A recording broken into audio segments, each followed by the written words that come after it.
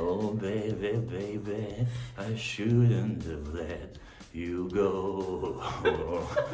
Now you're out of sight. Super.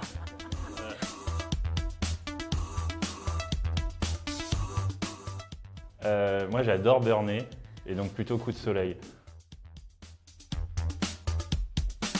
Thierry Vignal, le président de Mastéos.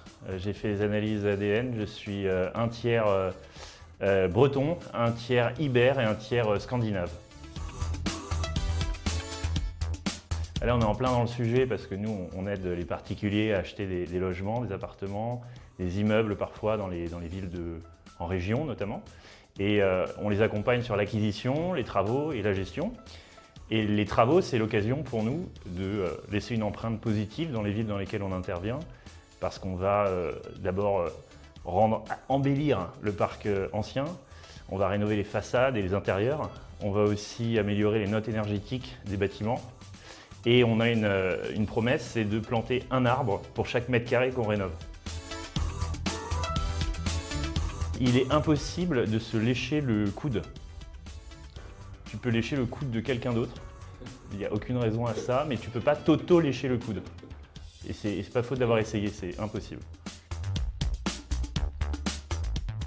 Quand j'ai un retour d'un lecteur à ma newsletter que je m'embête à écrire toutes les semaines, je publie un édito philocatif et parfois ça génère des débats d'idées, j'ai des lecteurs qui m'écrivent et j'ai fait des belles rencontres comme ça.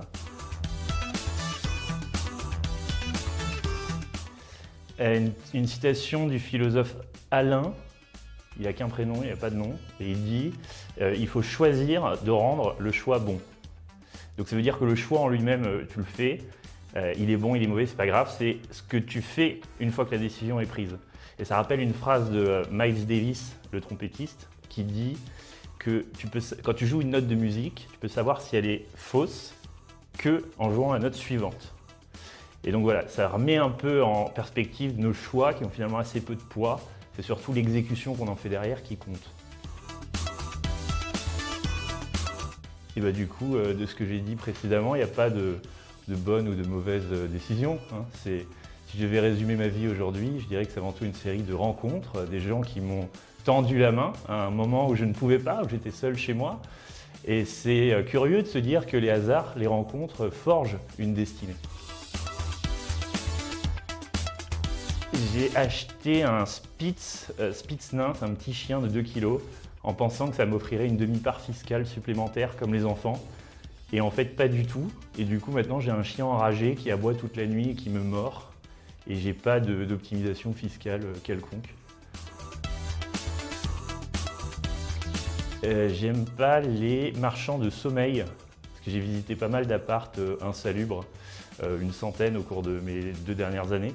Et c'est assez, ça fait mal aux yeux de voir les conditions de logement, des locataires qui logent dans des logements d'investisseurs qui vont essayer de maximiser la renta et de minimiser les travaux de rénovation. Du coup, moi, ça me fait moins de chiffre d'affaires, forcément. Et en plus, les locataires, ils logent dans des conditions atroces. Et ça revient à ce qu'on disait précédemment, c'est que tu peux vraiment élever le niveau social en logeant bien les gens.